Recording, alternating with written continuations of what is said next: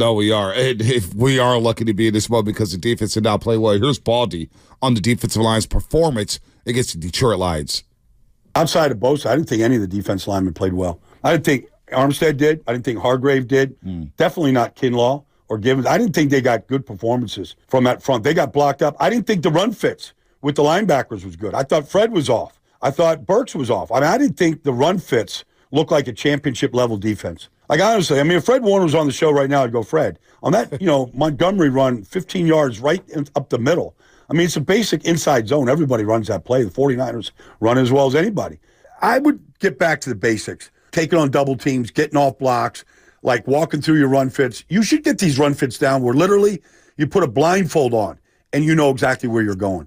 That was out of sorts, and it didn't look right, and it didn't look like a championship-level performance to me. Did not look like a championship performance to him, to us, to any 49er fan out there, Shasky. I am really surprised to hear him go at Fred Warner like that. But that's why I love Baldy, because he loves Fred Warner. And the fact that he is basically questioning, like, what are you doing on this? Like, where are we going on that one? That's the kind of unfiltered, unbiased stuff that I expect from him. Yep. And it's something that I think Niner fans need to hear. You need to know your own team's flaws every now and then and acknowledge when your team isn't playing great. Not everything is going to be perfect. The other team gets paid too. They do. And Kansas City gets paid. The Lions get paid. They got paid to win that football game. And they believed early on they could win that football game. And it turned out to be a shootout. The Niners had to score some more. They had to get above that 30-point per game average, right? Well, Alex Smith, former quarterback of both the Niners and the Chiefs, and he played under Andy Reid.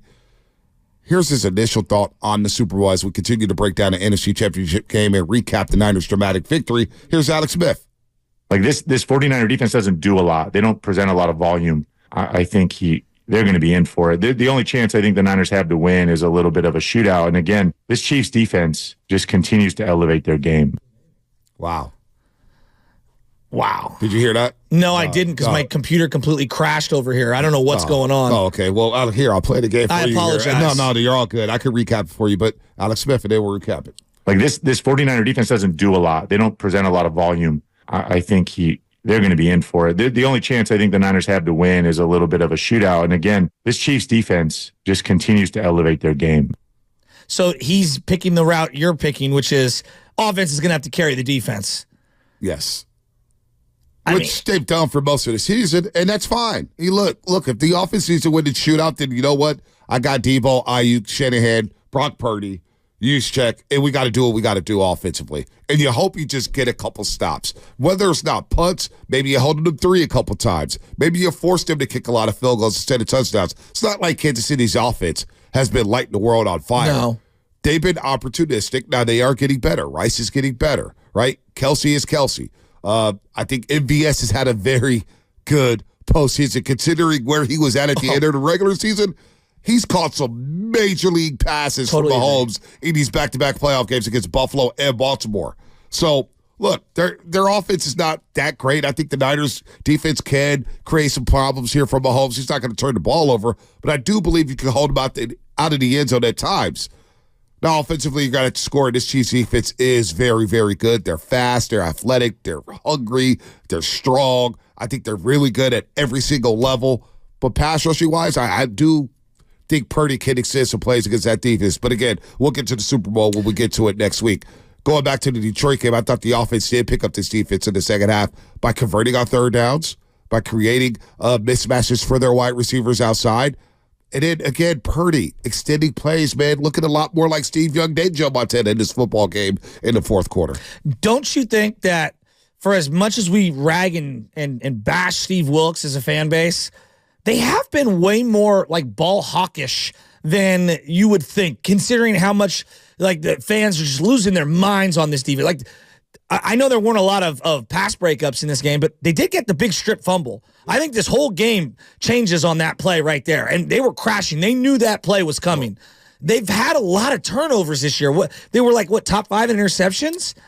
They have created some turnovers. They haven't been perfect. Key stops. Yes. Key stops. When you stop a team on fourth down, that is a turnover, basically. Yeah. It's a turnover on downs.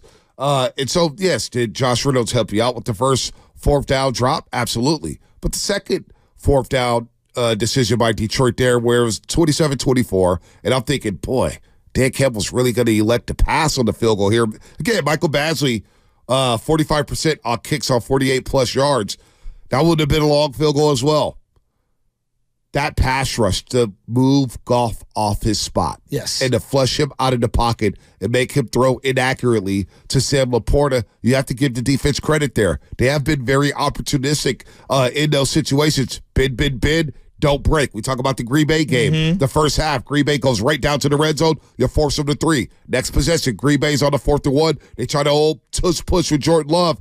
Doesn't work. You hold them out of the end zone. You keep them scoreless on that possession. And instead of being down 10-0 or 14-0, you're only down 3-0. So the defense is bit. And that's today's NFL, Shasky. That's How do you think Kansas City got to the Super Bowl? Belichick's talked about it forever. Like, I don't care how many yards I give up.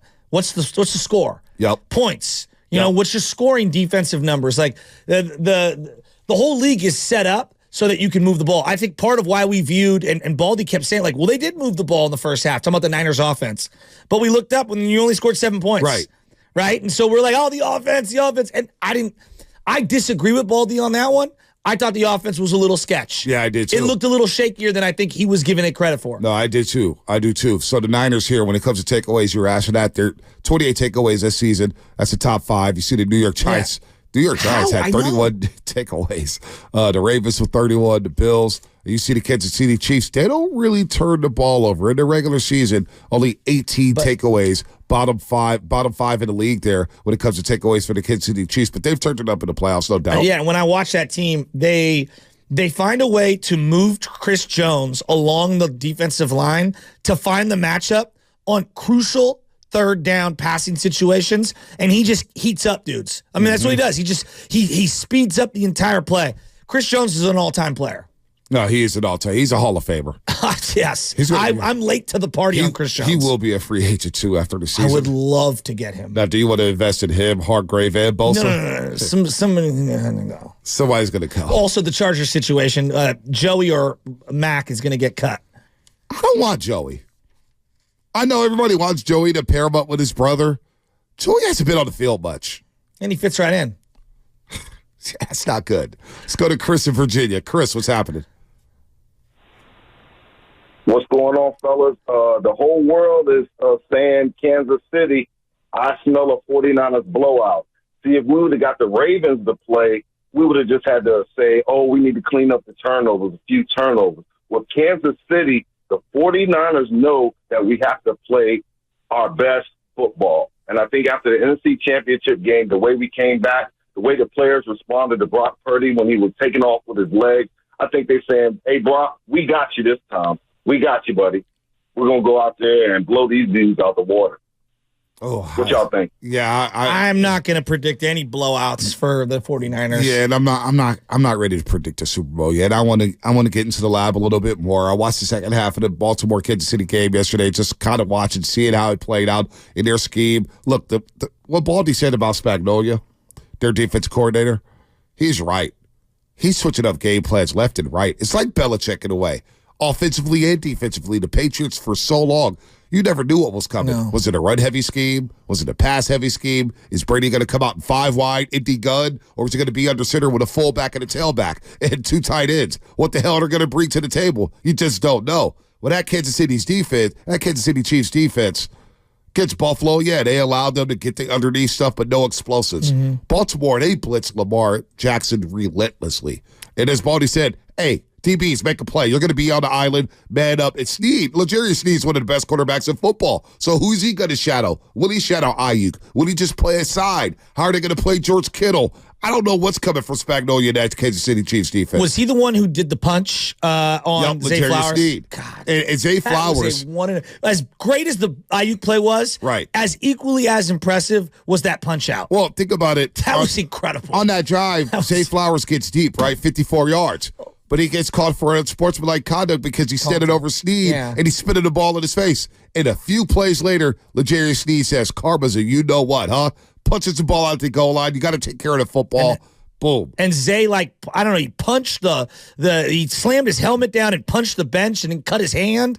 I mean, the young man, he had a great year. Even Lamar lost his cool. He threw the helmet? Lamar threw into triple coverage. Go watch the game back. Yeah. Triple coverage, he throws a pick. Lamar goes to the sideline, rips his helmet off, slams it on the turf. They lost their composure. Yeah. They lost their composure. And that's the one thing you have to give the 49ers credit for. Their defense didn't play well at all. Steve Wilkes didn't have a good game plan. Ben Johnson was a couple steps ahead of him all day long. But composure. In a situation like that, down 17, what allows you to make the greatest comeback in title game history, being down 17 at the half? You got to keep your composure. That's one thing Shanahan, Wilkes, the defense, and the offense, we need to give them a lot more credit for that NFC title game, Shasky. They kept their composure, and when it was nutcracker time, up 27-24, you got the ball with 7 minutes left. Let's go to a 5-minute championship drive. Let's seal the deal here. And the Niners kept the composure with Brock and company by going on that championship drive. I thought it was beautiful, man. Everything, and with that defense getting the fourth down stop there, and of course the offense getting the ball 7 plays and going 70 yards. You know, you're referencing Steve Spagnuolo, and it's very interesting as all these jobs are opening, and you're looking around the league and who's going to get what job. Andy Reid is so lucky. Like, he does the offense, right? No one's questioning that. Even though they had Bellamy. Matt Nagy and Bieniemy. Excuse me, Bellamy. You're right. Nagy was there. You're 100% Bellamy. How to be a player? I was way wrong. How to be a player, Shasky? But he's the one who's the architect of that offense, right? Yep. Okay, then you look at defense. When you have a guy who's kind of been there, done that, and has been fired as a head coach, and he is 64, he's not going anywhere. Nobody's hiring him. Like as a head coach.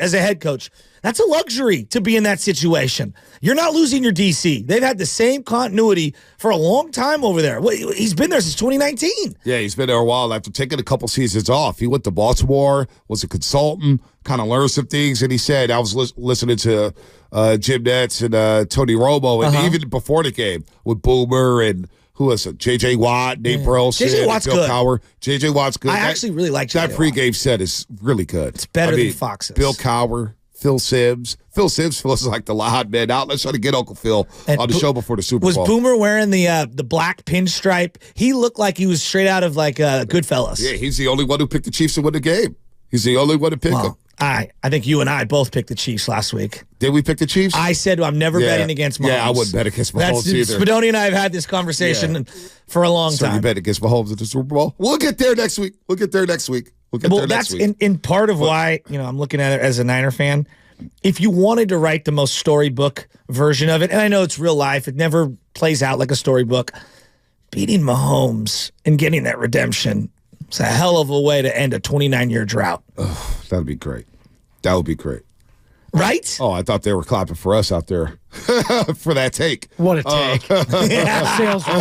Sales rooms erupted. But Spagnuolo, he's been there for 2019, and we saw him in the Super Bowl. I thought Shanahan was it. Look, Shanahan had a good game plan for the Super Bowl. He got away from the jet sweeps. Well, he got away from the jet sweeps. He got away from the run at times. Kittle? We don't. But you know what? Shanahan did scheme up some plays for Kittle. Chris Jones made some things happen. The blind throw? He pushed throw? the pocket. Well, not the blind throw. That was in the second quarter, of course. And, he closed his eyes and throws Every time I bring that up, you smile. No, I mean, listen, I don't want to bring back flashbacks, but we're going to have to bring back the flashbacks because these same two teams met in Super Bowl 54. They feel so different, though. They are different, but Shanahan had plays open. Chris Jones pushing the pocket and dominating the interior of that offensive line. Now, it wasn't Jake Brindle playing center. No. Who was playing center that year for Wesley the Niners? Risberg was hurt. Wesley Risberg got hurt against New Orleans. We'll get there in a second. But look, Chris Jones took it over, and Jimmy was just off. Jimmy was off, got some passes batted down, and the Niners got away from the run game. That was unfortunate. But Chris Jones is the guy you got to identify in this football game.